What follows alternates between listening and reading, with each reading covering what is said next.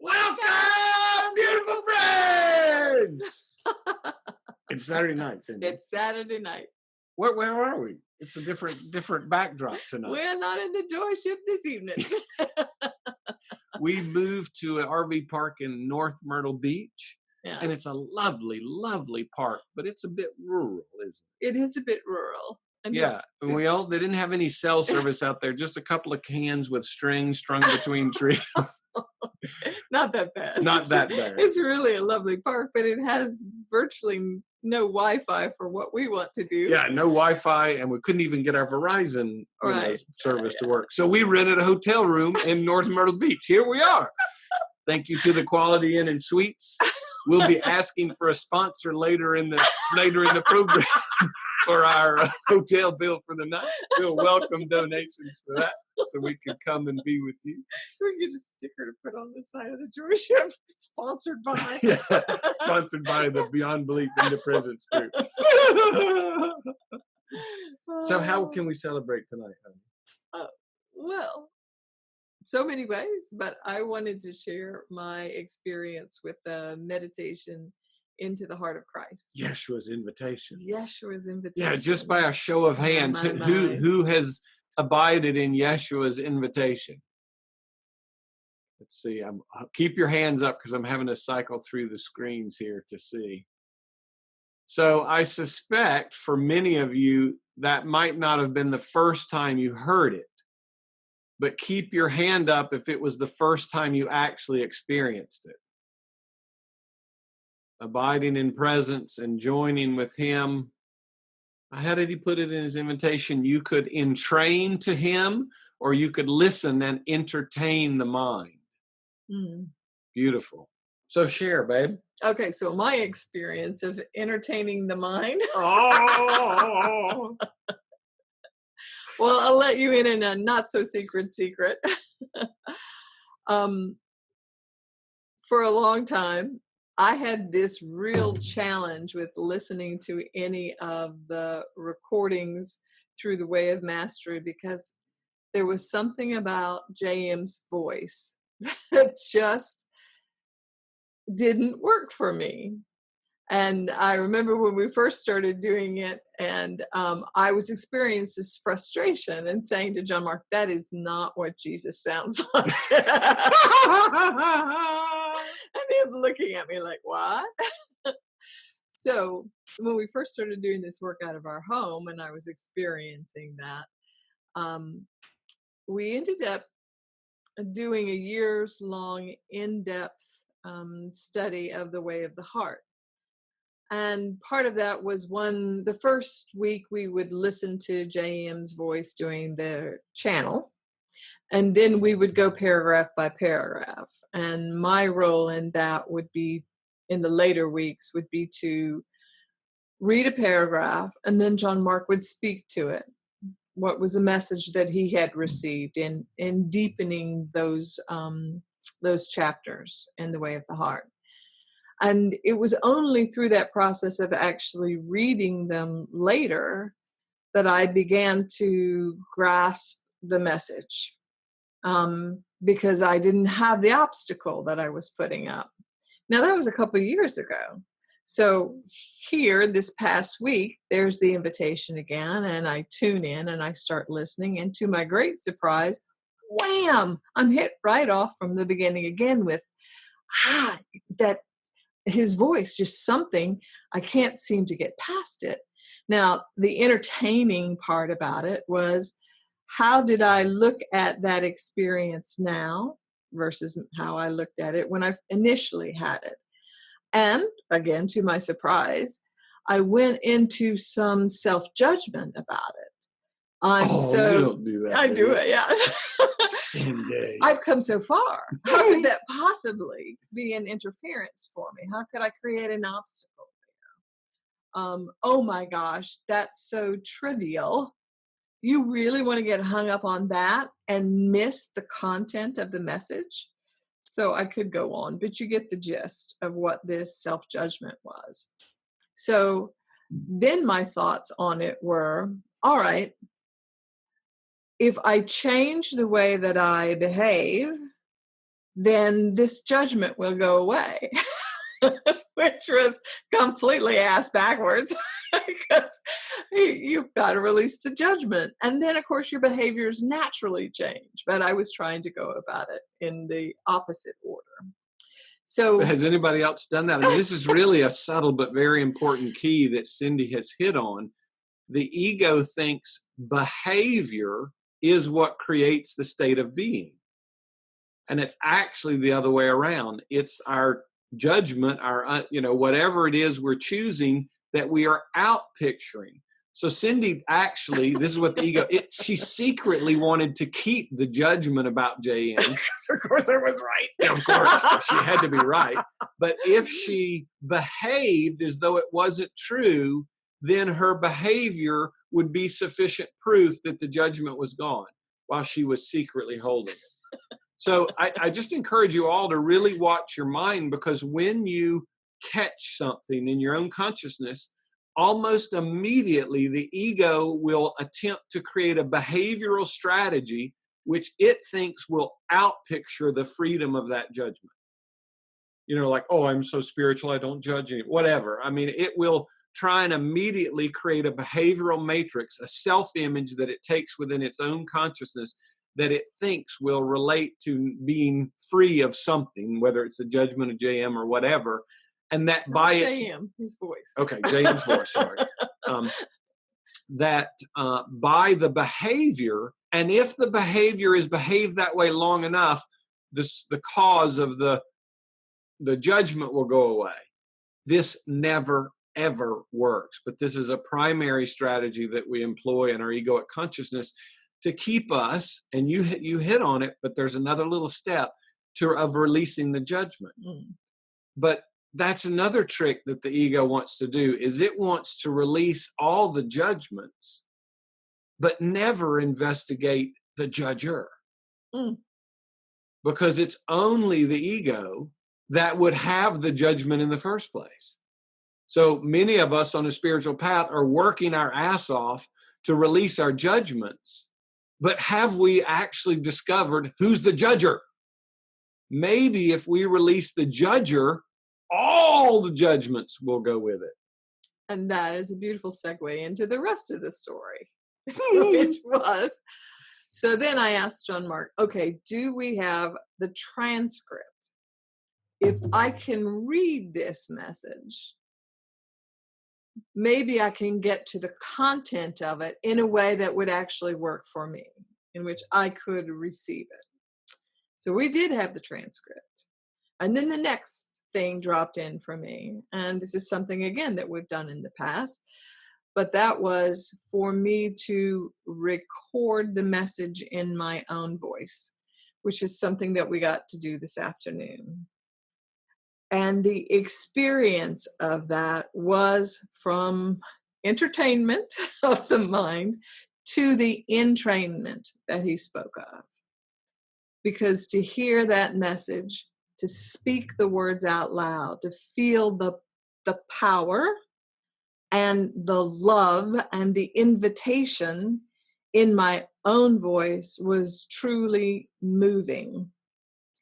And there is a jewel in there that I saw today that I think is really important to share. If you haven't seen it already yourself, whether that you might pay attention to it now. And he speaks about presence, about our process of descending into the heart of Christ, and resting and abiding. And he speaks to the presence there. And he says, you are this presence. And that is where we are in this stage of working through this spacious presence sharing with you, is that we are moving from a point where we've perceived ourselves as body minds, moving into presence, trying to get presence, trying to experience presence.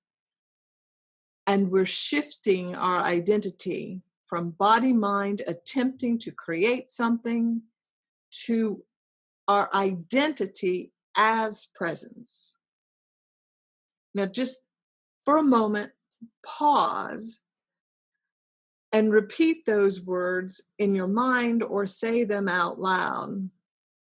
That presence is what you are, and see what that feels like for you. Yeah, that's true. And now you have the opportunity from that place. And he says it in the message, it is only in this place that you can have this knowing that this is what you are. So I share with you what my experience of entertainment and entrainment has been. And we will be forwarding, when we send this video out tomorrow, we will be sending the transcript, a link for the transcript along, so that you might have an opportunity to see the words in print. And we encourage you to record your own voice speaking the words, so that you might feel that in all of your being. And it's quite a different experience. Yeah. He says in that channeling, these words are not mine, they are ours. And he asked us to claim them. And he even in that channeling speaks to how he has moved forward from presence, moved out of that silence in order to join us where we think we are. But let's connect a couple of dots. Let's do that. You so beautifully reminded us that we actually are this presence. Now, I just want to ask you guys directly, as you have rested in that presence, have you, for yourself, discovered the absolute lack of judgment in that presence? Have you discovered that judgment is like makes no sense whatsoever in that space? So if that's what we are, and if you can touch it and feel it and know it for yourself, then who is the source of all judgment? Where are those judgments coming from? And just be very aware that it is a very sneaky, sneaky trick of the spiritual ego to ceaselessly work on forgiving judgment, but never look at the judger itself. The judger itself is the body-mind identity that believes it is separate from this presence. When you do the action of forgiveness, which is to restore your identity to presence, not with words in your mind, but with a feeling communion, with a literal movement of the point of your consciousness, using the power of your light, you will know that you as light never sourced that judgment. So Yeshua is very clear. There's a journey to the kingdom and then an eternal unfolding within it. The temptation to continue to work on the judger as though it's real and freeing itself from judgment will somehow get you to the kingdom or allow you entry, or you'll earn your way in. If you don't stop playing that game won't end. Because the mind will keep making the judgments and you'll ceaselessly be continuing to try and improve that judger. So this is a point on everyone's pathway where we have to recognize, do I choose continue to self-improve this body mind that I call me, or abandon that identity and rest ever more deeply in a feeling communion as this spacious presence that I am? And the alchemy of the just abiding in that presence is more powerful than we can know. That's why Yeshua says that he had, 5 minutes a day is what he asked for early in the Way of Mastery. And he said that 5 minutes is more powerful than any other practice you can do. Any other practice you can do.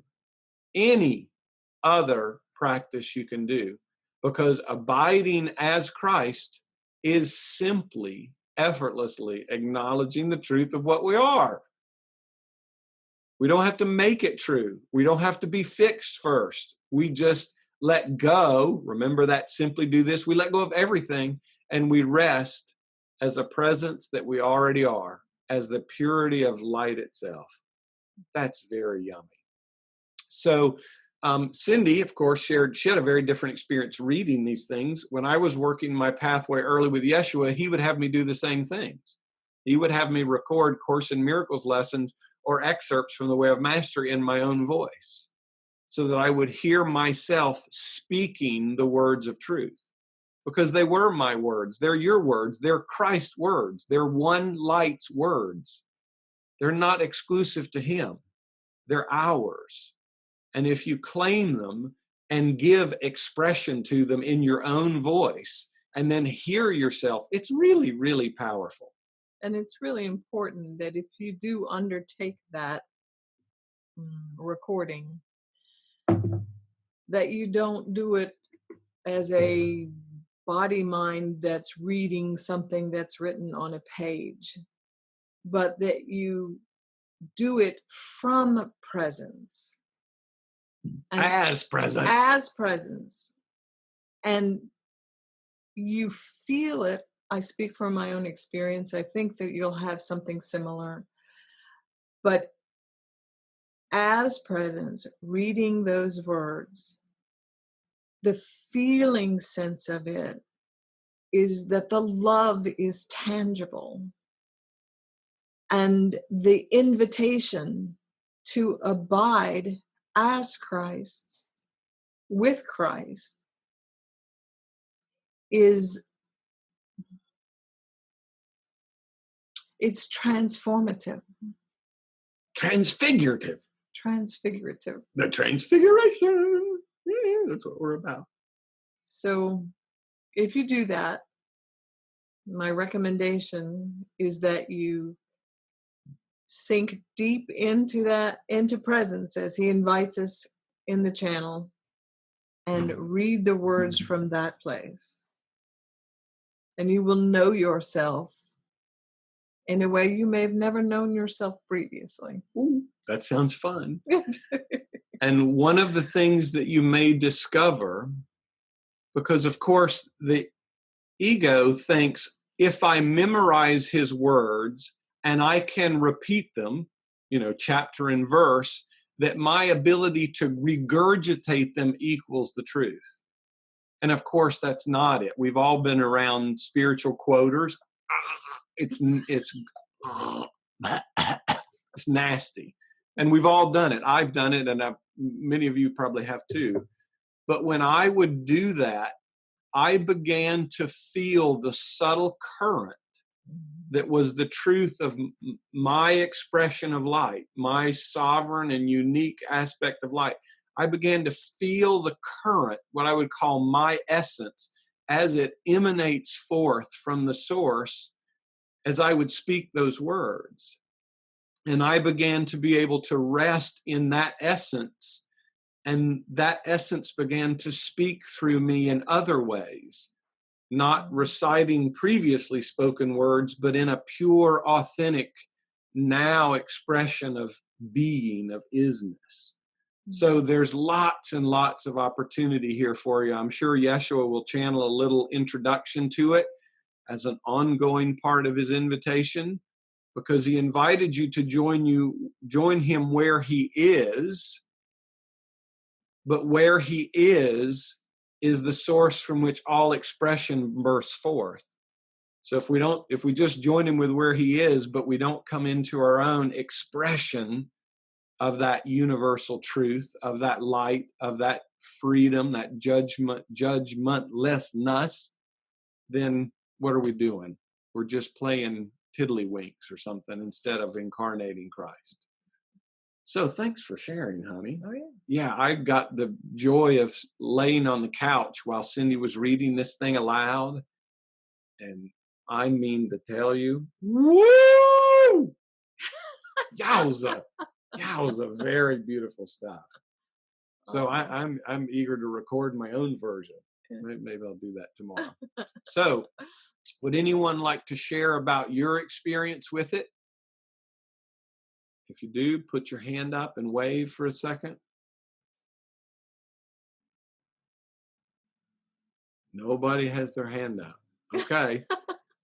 Well, then we're going to play tonight with our eyes open for the first time, in presence, letting light inform us.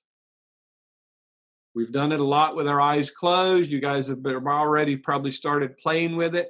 But I'm going to play a video, and it's really important if you want to experience this. We all know what it's like to experience something with our eyes and interpret it with like words like, oh my gosh, that's so beautiful, or I can't believe she's wearing that dress, or wow, that flower smells so magnificent. That reminds me of this field of poppies when I was 8 years old. I mean, we can engage this from that level, but I invite you into a state of presence, abiding as light in spacious presence, and be the very field which is birthing what you're going to be experiencing. And please allow yourself not to have an experience that you think you should be having, but just to open so perfectly, so purely, that you allow your experience to inform you, to be one with what you're watching. Okay, everybody willing to give it a go? Okay, here we go.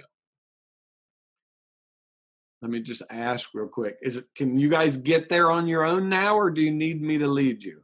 Raise your hand if you want me to lead us as a group into that.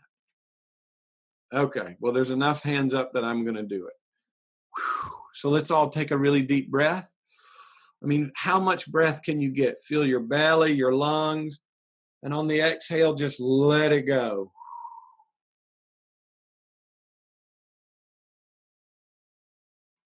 One more really deep breath.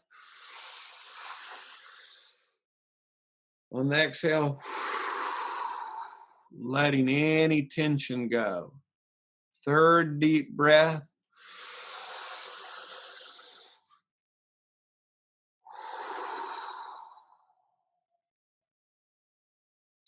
When the body breathes deeply and naturally, it relaxes on its own. Relaxation is an ease, not an effort. You cannot relax with your mind. So just let your mind know it is totally off the hook. There's nothing for it here to get right. It cannot screw anything up. It's perfectly safe to rest in the wonder and peace of spacious presence and be witness to the experience that will unfold.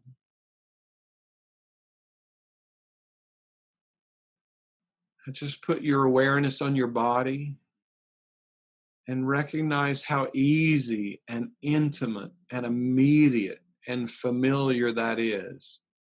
Yep, this is my body. There's not a shred of doubt about it. There's not any confusion that maybe it's a tree, or maybe it's a fish, or maybe it's somebody else's body. No, there's no doubt. You just know without thinking, this is my body.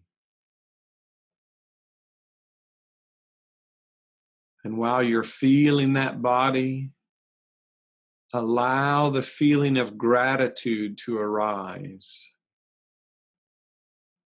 Simply acknowledging the body as the master of presence that it is.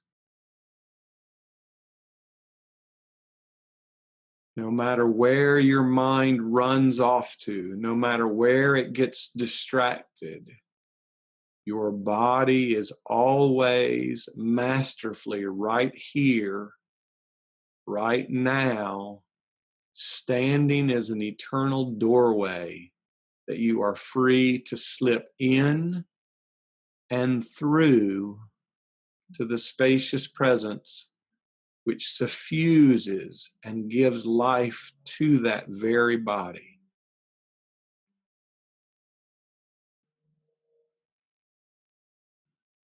So let your light now become aware of that pure intelligence, that perfect peace that is suffusing, permeating, and giving life to that form.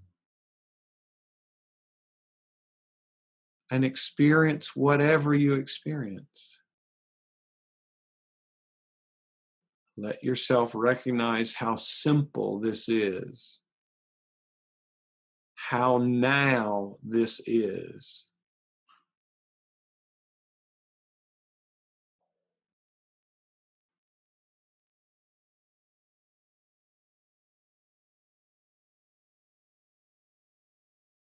Now, without any effort, allow your light to hold that spacious presence and your body at the same time. Your light is eternal and infinite. It can hold that spacious presence and your physical form effortlessly at the same time.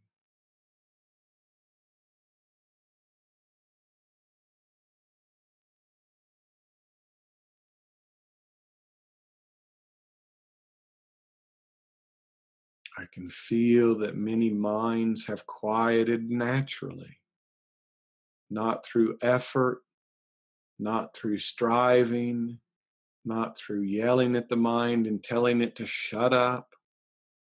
We've simply used the power of our life to open and enter into another state of consciousness, which is primary over the mind. So it has come forth to occupy more of our conscious awareness.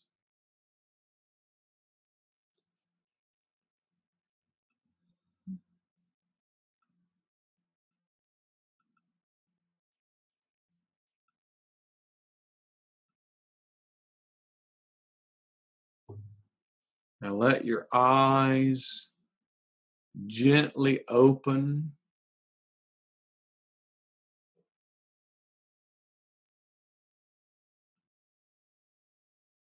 Allowing that light, not through effort in your mind, but simply allowing the power, the mysterious power of that light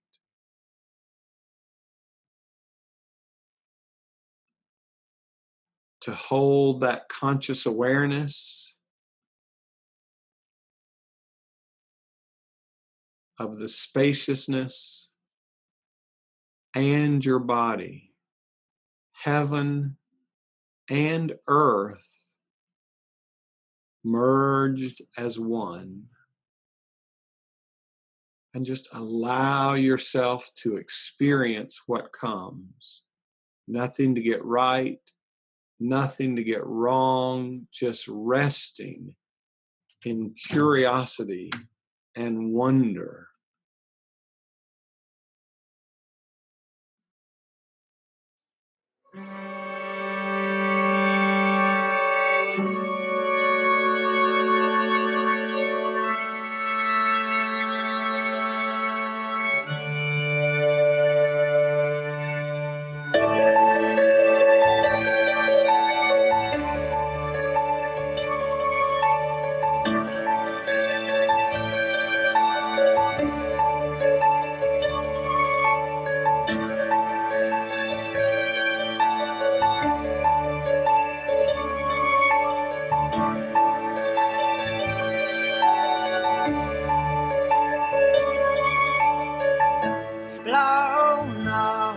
Blánátfötin klæða mig beint upp í ró. breiði mjúku sængina, loka augunum.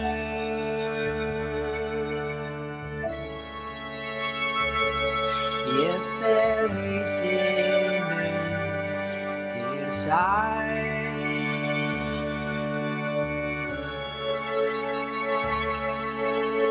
Starir á mig,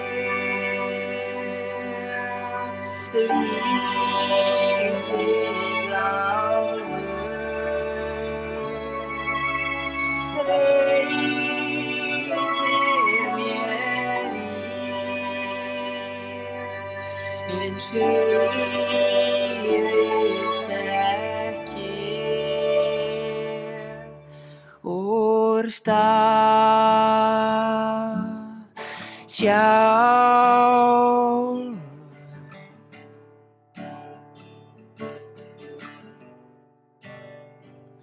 Starálfur,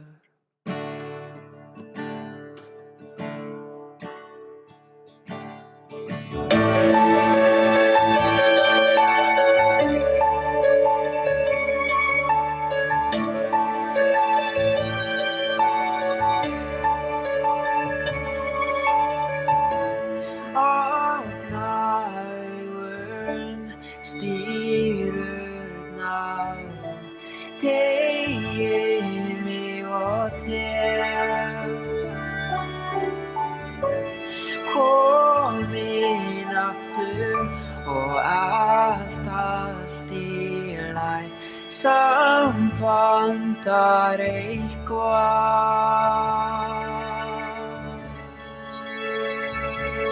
Eins og alla veikina,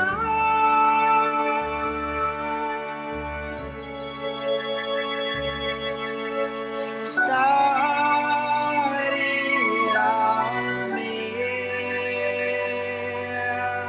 lítill álfur, breytir mér en hreyfist ekki.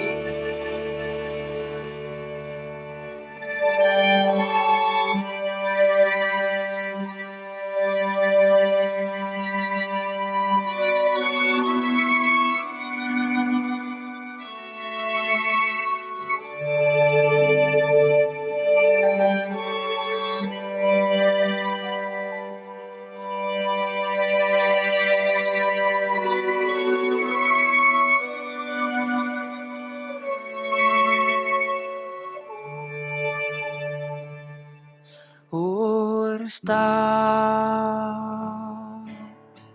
sjálf.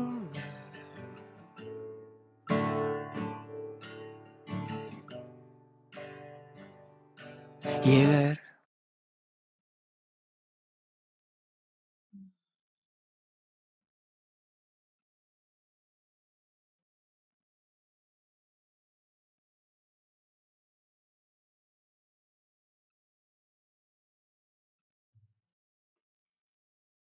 Wow. Wow. Would anyone like to share?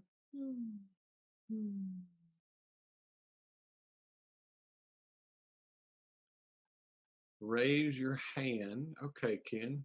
Is that you raising your hand or you changing your camera? I think he's changing his camera.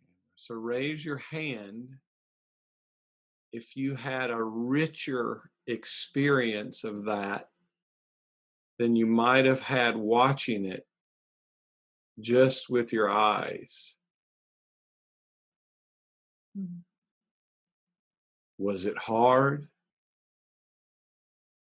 Did it take any effort? Did you have to go to a class and be certified and get letters after your name to finally be worthy of having a broader, a richer experience?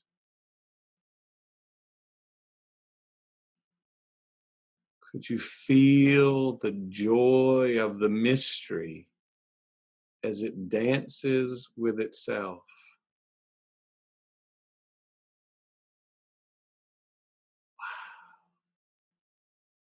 It's very sexy. Very, very sexy. So I wonder how deep experience can be had while resting in presence embodied on earth.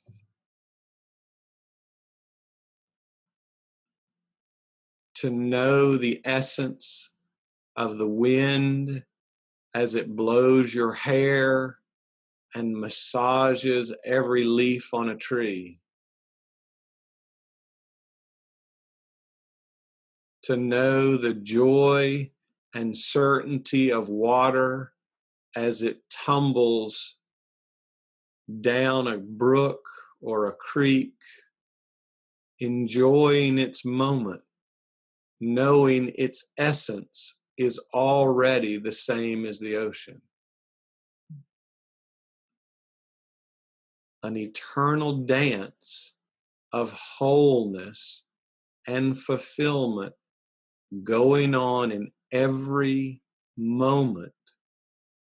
If we will allow ourselves to have the single eye of that universal presence to truly see, not just to see with our eyes, but to know it in our being, just through the mystery of experiencing it.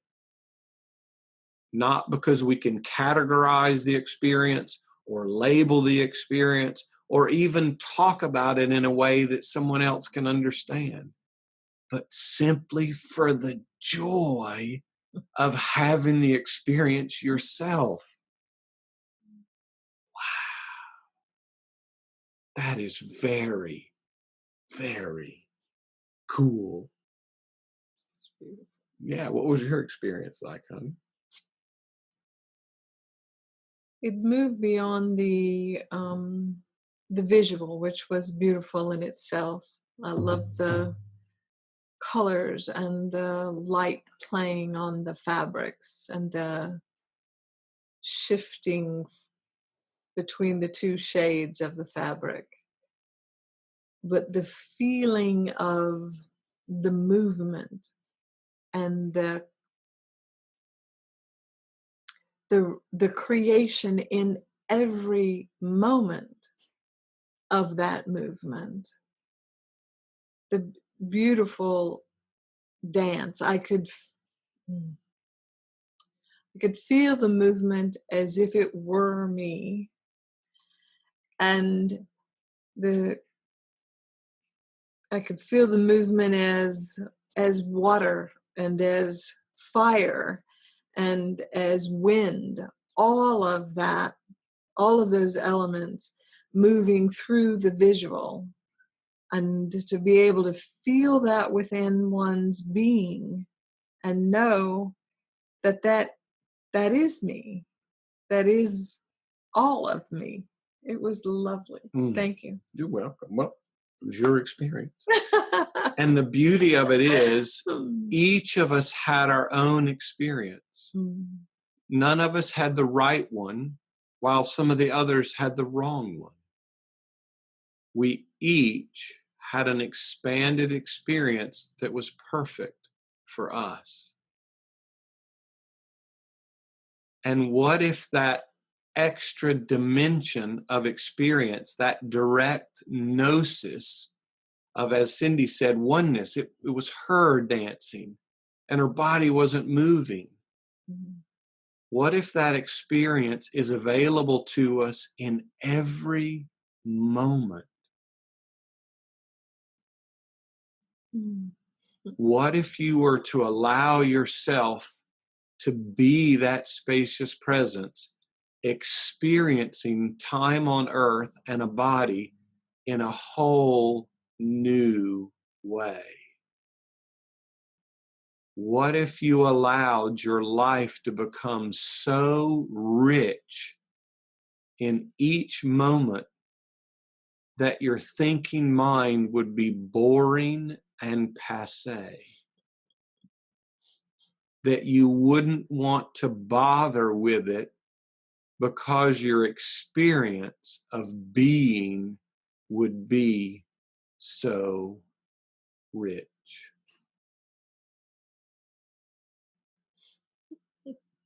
When Yeshua was channeling the Course in Miracles to Helen, he said, don't build a desert in the oasis, leave the desert. Don't try and fix that. Yeah, don't try and make the desert into an oasis, the body mind. Don't try and abandon it, leave it be, and come to the living waters. Come and abide in this presence. We've done this enough, friends. You must realize there is no barrier before you except the conditions that you place in your own consciousness, the yeah buts that you agree to, the insistence that no, I've only gone back 6 incarnations. I've got hundreds more to evaluate. What is the excuse that you use to limit yourself from a richer experience?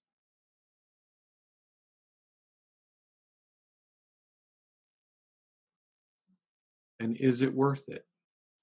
I see Rivka shaking her head no. She got hers immediately.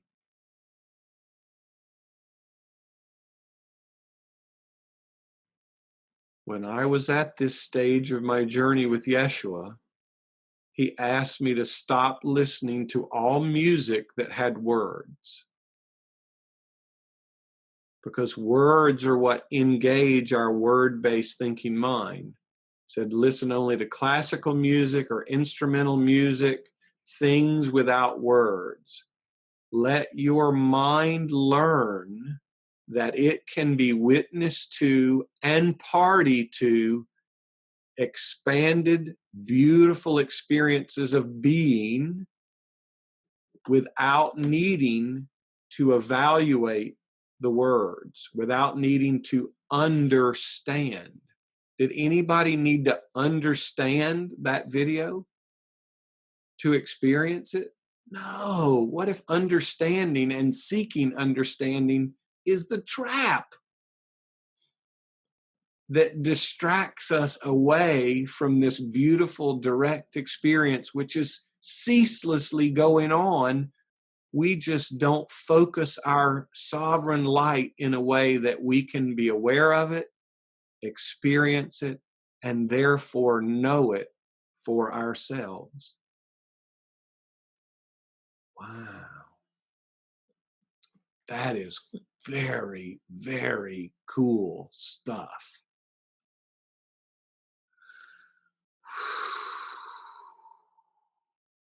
The simplicity of this, the fact that this does not need the mind at all, is what makes it impossibly hard for the mind. It can't control it. It can't manipulate it. It can't understand it. It can't create it. But it can come to rest in this presence, in light, and be witness to the mystery of creation as it ceaselessly unfolds in ways that will blow the mind away, in ways that will leave the mind stuttering with its total incapacity to ever in words communicate the richness of the queendom. So beautiful. So would you be willing to give some devotion, some time, some curiosity to experiencing creation through presence? Doesn't have to be complicated, Doesn't have to take a long time. Give yourself 5 or 10 minutes a day. You can do it wherever you are. Nature helps a lot, but it's not necessary. Things that are naturally, effortlessly, eternally in that flow of the now, they help. It's easier to entrain to them in a state of presence, not to watch them with your mind, not to watch them, to evaluate them, to understand them, but simply for the joy of experiencing your experience, knowing that you're totally safe to do so. Michelle asked a question: have you been in a state when your mind has been stuttering? And if so, can I share? Oh, yeah. You start playing in these expanded states, not to run away from your body. I'm not asking anyone to meditate and go to the astral plane of the 16th dimension to meet the Pleiadians and the Uranians and have like some cosmic, mathematical precision of how creation works. That's not it at all.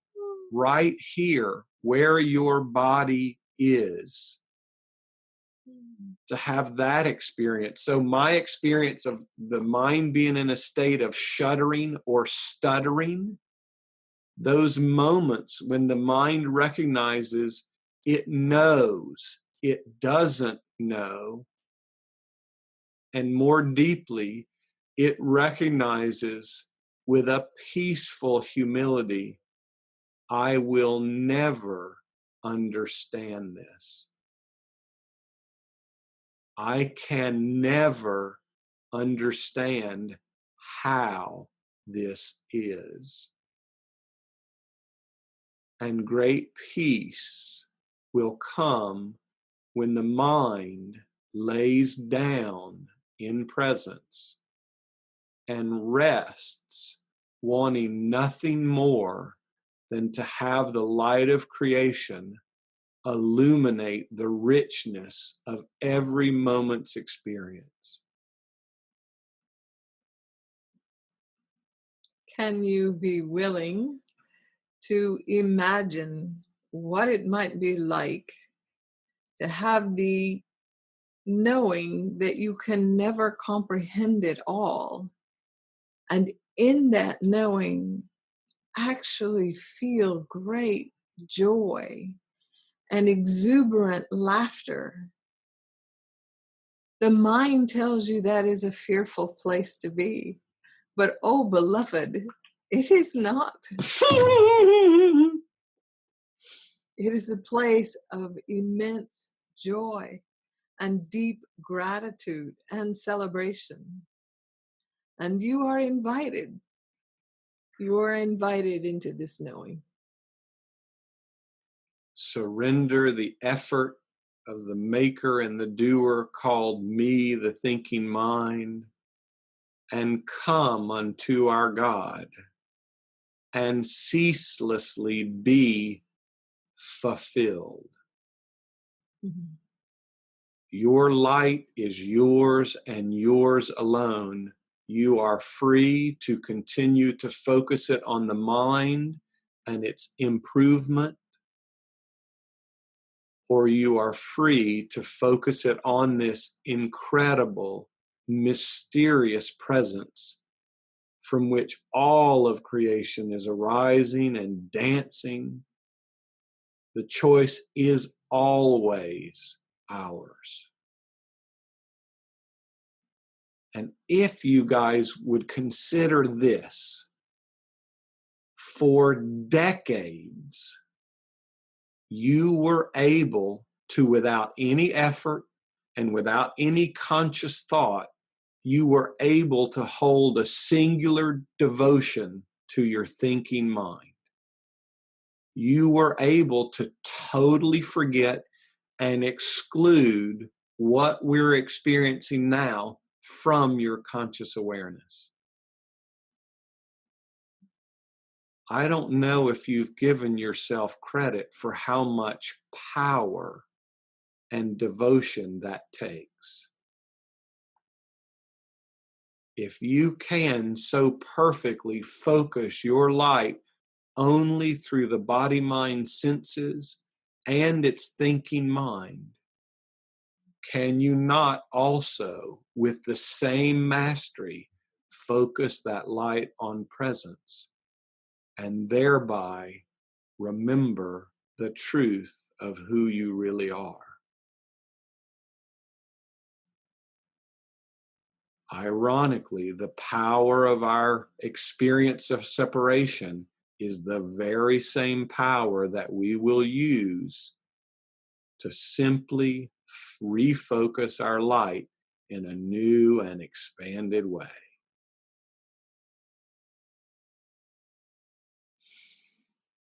Brilliant, this whole dream, this whole game. Absolutely brilliant. Yeah. And 7 billion on this planet are walking embodied masters of the impossible. Isn't that exciting? And we thought we were special, and everybody's good at it.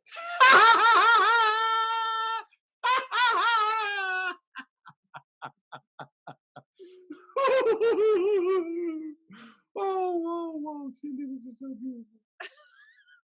Okay, so Michelle, I hope that answered your question. That stuttering were states of deep humility. At first, they were very frightening because the mind so desperately thinks, if I don't understand, we all have been in that moment of anxiety and panic and overwhelm and frustration and quit and suicide and all that stuff, because we have given our mind's understanding the premium ultimate value. But what if no understanding is required in light to experience your experience? And none of us know how that happens. None of us know how light is. How is it that we're able to focus it without any effort? I don't know. Do you know, Cindy? I do not know. Rivka, you've been at this a long time. Do you know? No? No? How about you, Sarah Jane? I know your devotion is total. Do you know? The question, please. Very good. She doesn't see the question doesn't even matter. Well done. Oh, yes. Let's do that. That would be fun next. Okay. So, if any of you have noticed, during our communion together, I have asked lots of questions. Anyone notice that? We're doing inquiry. We ask lots of questions. And many of you have probably had questions arise in your own mind. What is God? Who am I? What is the truth? Does this feel familiar to anybody? Sometimes it's like the questions won't frigging stop. Is karma real or is it not? Did Jesus and Mary have children or did they not? Well, which damn way is it? Anybody played this game? I mean, the questions can drive you absolutely insane. But what if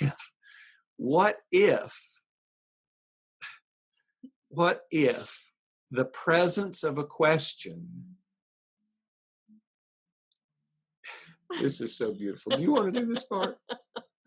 You do it. Okay. So we think that a question signifies a lack of knowing. And the need to embark on a journey to know. Yes. In time, in the future, I'll know. But what if the question only arises because the knowing is already present? And the question is your signal, your way of knowing that you know. So let me give you an example. Yes. This might be helpful because this is some tricky stuff we do with ourselves. So let's assume that in your process of awakening, the Creator has gifted you with some remembrance. Okay? What your body mind does to deny that knowing is turn it into a question. And in doing so, create an inference that you do not know. So knowing arises, the body mind, because the body mind is designed to be the opposite of the kingdom of heaven, so it has to take knowing and create doubt out of it.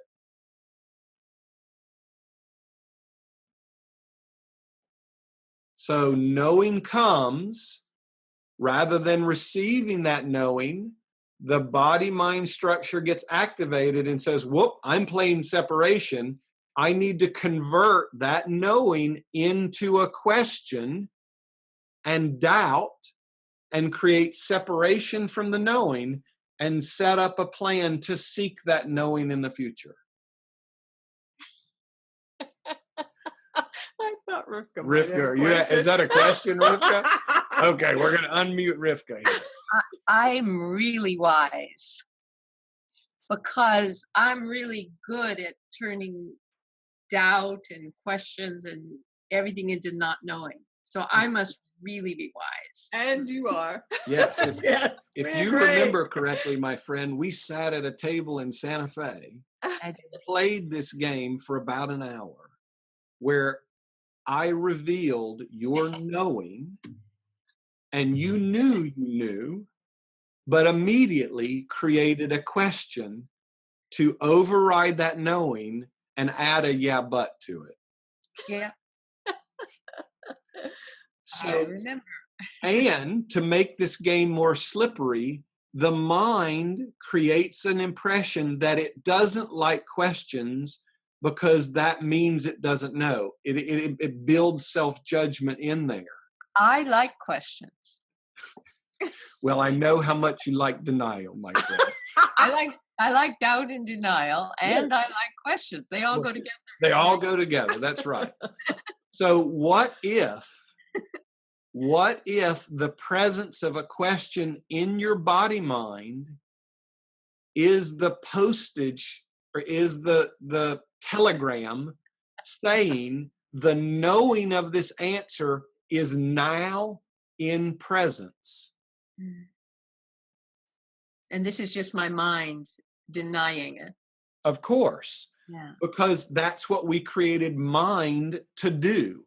Right. Truth shows up. We have to convert it to untruth and create denial and doubt and seeking in time. Right. Because if we know, gigs up. So what if it is a sign then of knowing? Yes, that's what I'm going to invite you each to play with. Yeah. Is when the question arises in your body mind, watch very carefully. Your body mind will immediately make an assessment that it doesn't know, or it will begin to dissertate about what it thinks it knows about that. And it will immediately begin to embark on an evaluation of, is this question valuable for me to pursue the answer, and how would I go about that? You can play that game, or you could hold that question and move into presence and receive the knowing. So if you will turn questions back to presence now in knowing, and Rivka, you've experienced this with inquiry for others and for yourself. The knowing just comes, and it comes in a feeling. When we're present and we're not chasing the mind as it runs off in denial. Yeah. So what if you changed your relationship to questions as them being like the ping of your email that knowing has shown up. You have mail. You have knowing. So that question marks can be straightened out and become exclamation marks. Mhm. We can move from question in body mind to Knowsis in presence. Yeshua was very clear about this when he asked you to join him in this lesson just this week. This is where all wisdom already abides. And ask whatsoever you will, and its answer will be given you. Mhm. Seeking questions through the mind and time, or using the presence of a question as the recognition that Knowsis is here now. From doubt to knowing in one simple movement of being. And you may know that answer and not be able to explain it to your mind. You may feel it in presence and intuit it and just know it, but it may take a while for your mind to understand. But if you do this enough, the mind will become humble and will give up the need to know.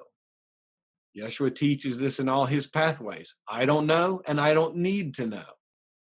Most of our minds haven't gotten to that level of openness. But if you can interrupt the game the mind plays with questions to deny present knowing and create doubt, you can touch that knowing now. So that the presence of a question will no longer be doubt, but will be, I have just been kissed by the mind of God. Let me open that present and receive. That's beautiful. Oh, it's very, very beautiful. Very beautiful. But we're so good, and Rivka, you're one of my favorite masters about this. We're so good at creating doubt that we ceaselessly we give value to that, and it keeps us so magnificently distracted away from our Knowsis. And we all have a choice. I'm just finally pulling the curtain back on the Wizard of Oz and going, look, the question isn't what you think.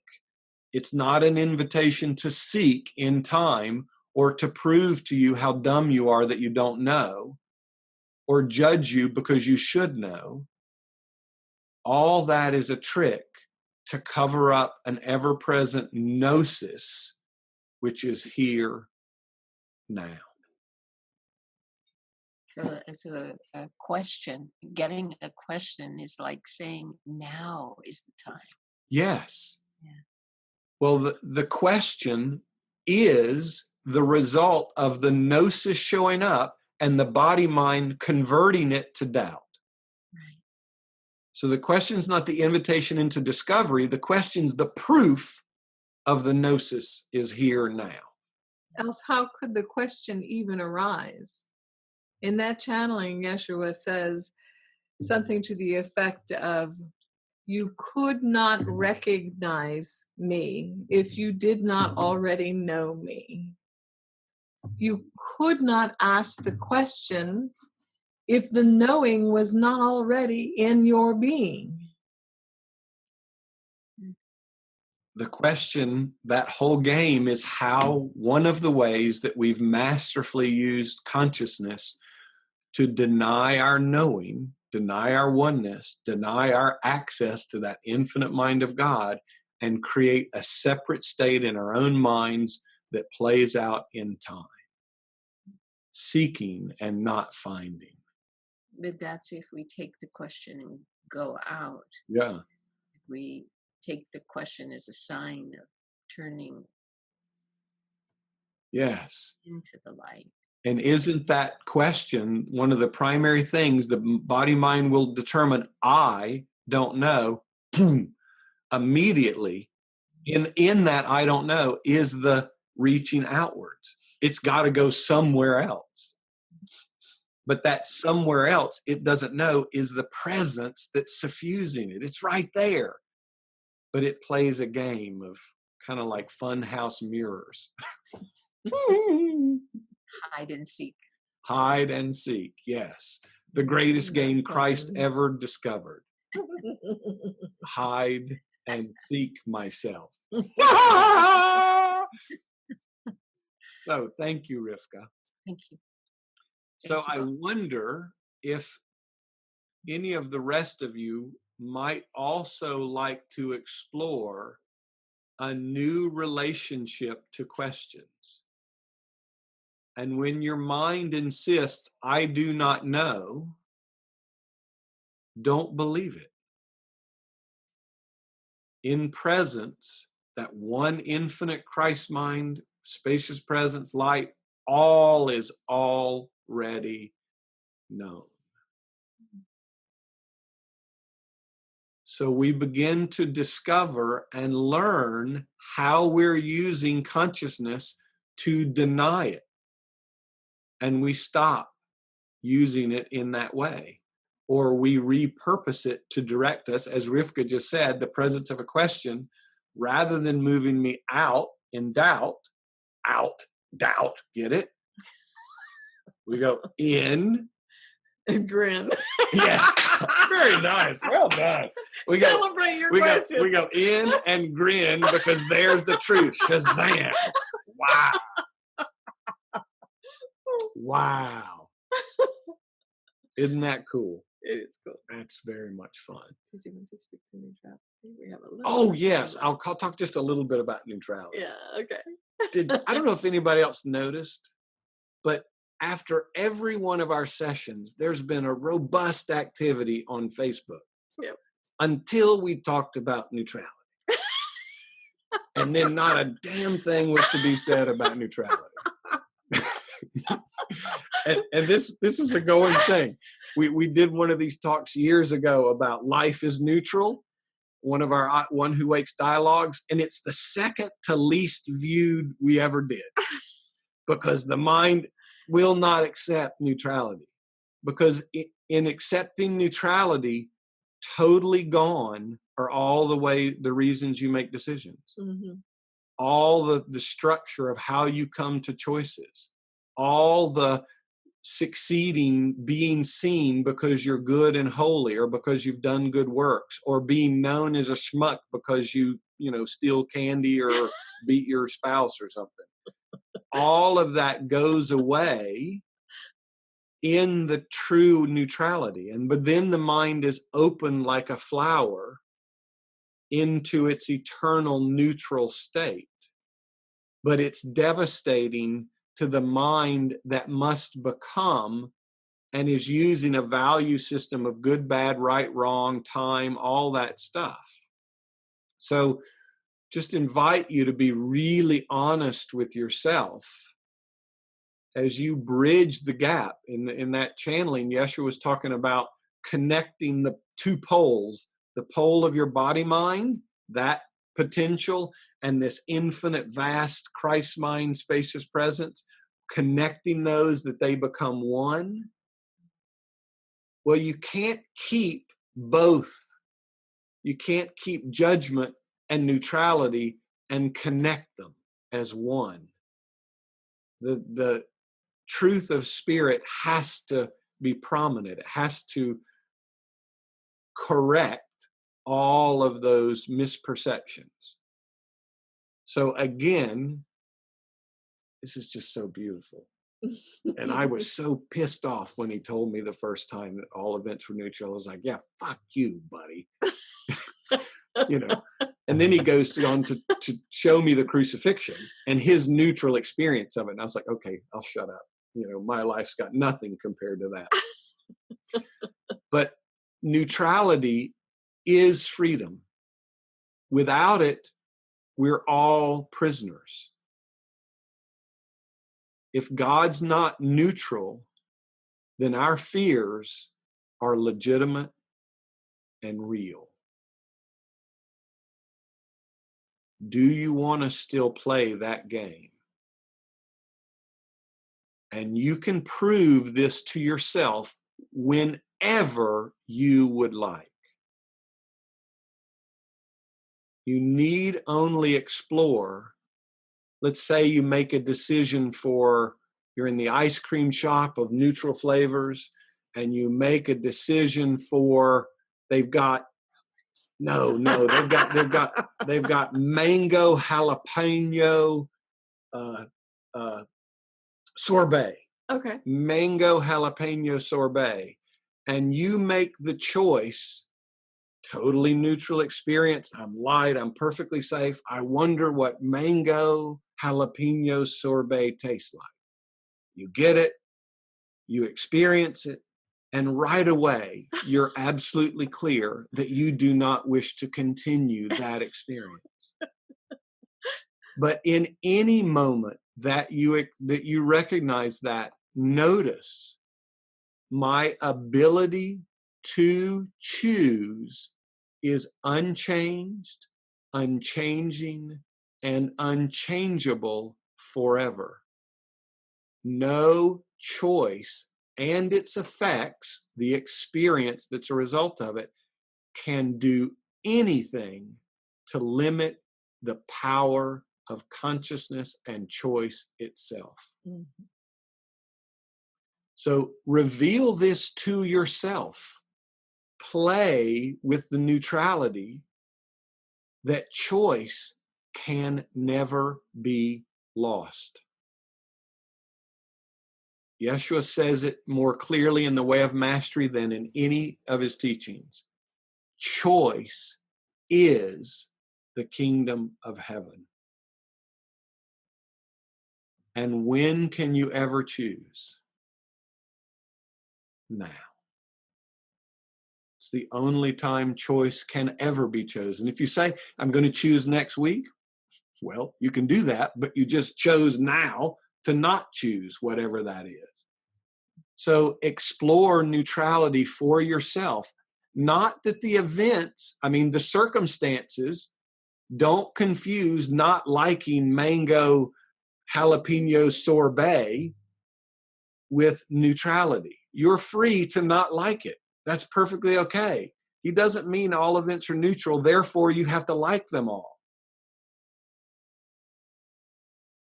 He says they're all neutral and you're free to use the power of your choice to give them whatever meaning you want to give them. The next guy may buy a gallon of mango jalapeno sorbet. But both you and that other, your ability to choose is forever and invulnerable. You cannot lose it no matter how you use it, and you don't get more if you Mr. and Mrs. Do-Gooders. Hitler's power of choice was absolutely equal to Yeshua's. They just chose to use it differently. And both of them were great teachers for what's possible. I don't think humanity's going to choose what Hitler chose again. I hope. Sometimes it takes us a long time to learn lessons.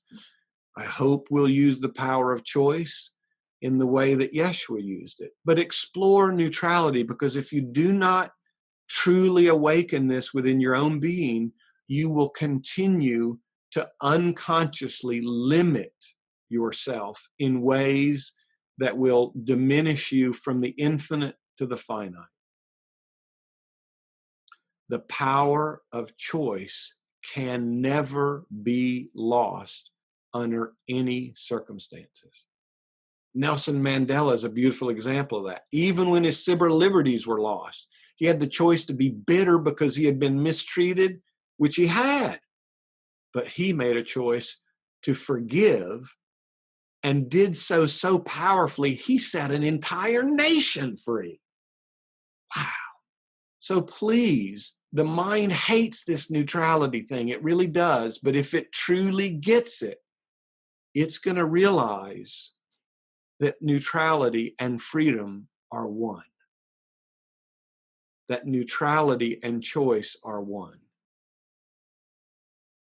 That nothing can ever take away your sovereign ability to choose. Discover that for yourself in your day-to-day life and reveal it to yourself if you wish. If you wish. Whew. So I'm sorry for all of those of you who have been playing the good little Christian to earn God's approval just by the virtue of the fact that you have choice. God is very well pleased. And all those schmucks on death row, they too have the same power of choice, and God is equally as well pleased. God does not adjudicate how we choose. Our worth is not attached to what we choose, although we play that game on earth. Our eternal value is that our power of choice is infinite and can never be lost, no matter what crazy games we choose to explore. Depression, choose again. Guilt, choose again. Shame, choose again. Joy, choose again. And you can go from joy to fear in one choice, and it's perfectly okay. Fear doesn't mean you're not spiritual, and joy means you are. The ability to make either one proves you're spiritual. It's a bungee jump from fear to joy. The fact that you can choose is you in the image of God. That's pretty beautiful stuff. So I recognize that neutrality isn't fun and it's not sexy, and we want to push it away because it'll totally devastate our, the way we operate in our consciousness. But it will set you free if you truly discover it. And if you come to know yourself as the power of choice, as light and the power of choice, instead of your body and all the effects of your choices. Your body is already the effect of one of your totally neutral and totally free choices. And your ongoing evaluation of it is also and always forever a totally neutral and totally free expression of your choices. It's very simple, but it takes us a while to get it. So thanks for reminding me to talk about neutrality. Yeah. Okay, so let's see. We've celebrated Yeshua's invitation and your recognition of abiding in it and speaking it created great joy and celebration. What else have we done? We've corrected that questions are doubt creators and they're now knowing doorways. Yes. What else? We talked about neutrality. Neutrality. And we had the experience of... Oh, the dancing scarves. Dancing scarves, yeah. Gosh, we've done so much celebrating tonight. It's like gotten away from me. So in tonight's simple sharing are opportunities if you choose to play with them. Please do not let an intellectual understanding of the words we've said or a memory of the dancing scarves, please don't let that be enough. Move into your own discovery of the freedom of your light to know. Don't take ever anybody's word for it, mine, Cindy's, or even Jesus's for self's sake. Have your own direct Knowsis. Without That's it, the point. Yeah, that's the point. That's the point of the whole thing. And your Knowsis is yours. You don't have to convince anybody else it's true. You don't have to defend it because somebody else's knowing seems to be different. Yours is yours, and let that be enough. Give up the game of shared beliefs, bring you safety. Let the power of your infinitely free and neutral choice and your direct experience be your safety. If you wish. If not, there are lots of people on this planet that will all play all kinds of special relationship games with you. Sometimes that can actually be quite illuminating, but Okay, would you like to dance with me tonight, I Cindy? would. I'd just like to thank the Quality Inn and Suites in North Myrtle Beach for sponsoring our broadcast tonight, even though we used our cell service. And we would welcome PayPal donations for anyone who wishes to support the hotel bill here tonight. We would really very much appreciate that. Friends, please play with yourselves. Well, that too, if you want. yeah, if you've got a lot of hang-ups around sexuality, or, you got the Catholic thing about masturbation, whatever it might be, discover that you're free to play with yourself, and that nothing can harm you. Nothing can damage your... Look, I don't know if you guys seen, but Wayne, Jody, and Nan are all three giving the thumbs up on this one. That's brilliant. So play with yourselves. Discover your light. Play with it in great joy and discovery. We open the doorway of being in presence with our eyes open and experiencing tonight. Lots of gifts and clues have been offered. I wonder if you'll pick them up and play with them. What do you say? Okay, let's find a song and dance.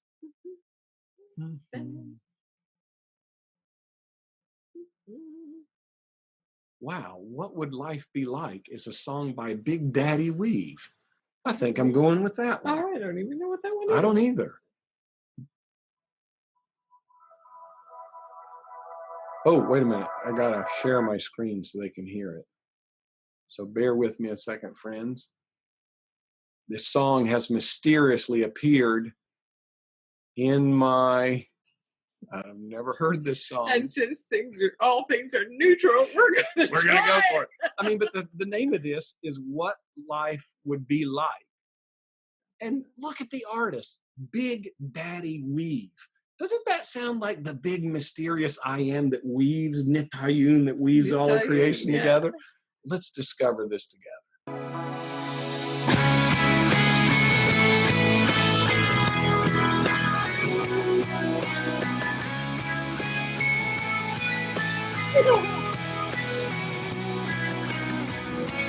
I wish I was more of a man. Have you ever felt that way? And if I had to tell you the truth, I'm afraid I'd have to say that after all I've done and failed to do, I feel like less than I was meant to be. And what if I could fix myself? Maybe then I could get free. I could try to be somebody else who's much better off than me. But I need to remember this, that is when I'm at my weakest.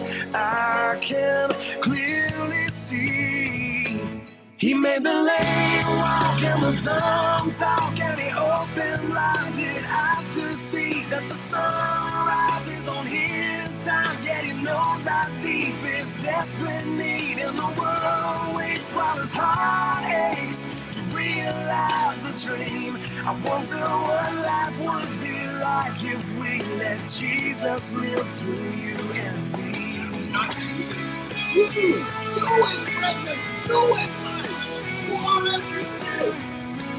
What if you could see yourself through another pair of eyes?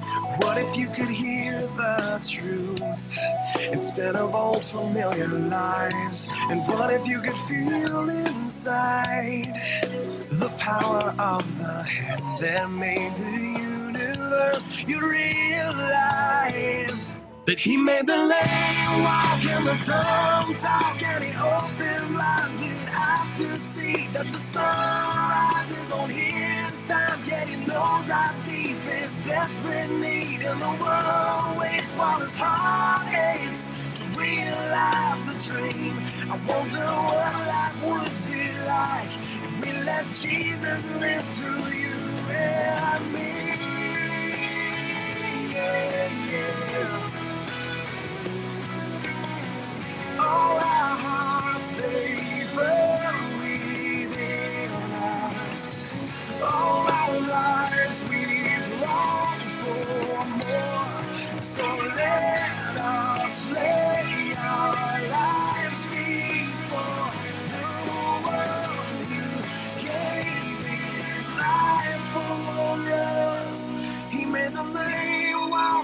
dumb talk. The open blinded eyes to see that the sun rises on his time. Yet he knows our deepest desperate need, and the world waits while his heart aches to realize the dream. I wonder what life would be like if we let Jesus live through you and me. Let him live through you and me. Say yeah.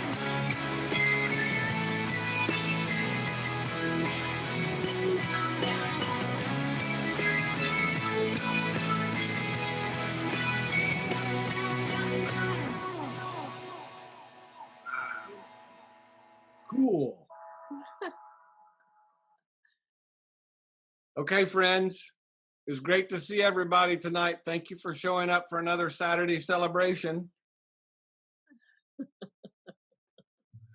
I love you. Cindy loves you. Turn them all on so they Yes, can yes. say Okay, hello? I'm trying, Cindy. You know, I'm feeling overwhelmed because I don't know where the unmute button. Oh, it's over here.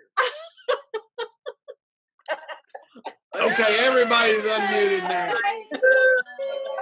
Enjoy playing with yourself. Beautiful. Capital S and little s, whatever you play with. Wonderful. I'll see you on Tuesday. We'll be back at the Quality Inn again. Good night, friends. Bye. Bye. Thank you.